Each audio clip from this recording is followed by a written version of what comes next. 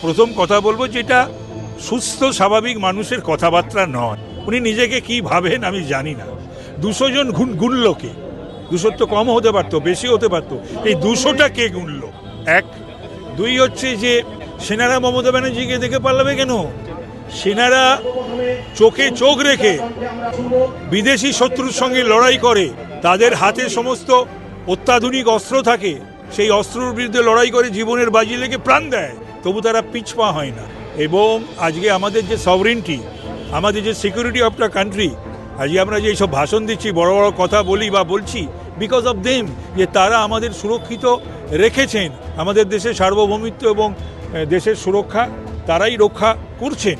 তো সুতরাং তাদের সম্পর্কে কোনো কিছু কথা বলার আগে প্রথম তো বলা যায় না, কখনোই বলা যায় না, কেউ বলতে পারে না। তো সুতরাং একটু ভেবে চিনতে বলা উচিত, এবং ওনার উচিত আনকন্ডিশনাল অ্যাপোলজি চাওয়া সেনাবাহিনীর কাছে। বাংলা হান্টের আরো খবর দেখতে নজর রাখুন। বাংলা খবর মানেই বাংলা হান্ট।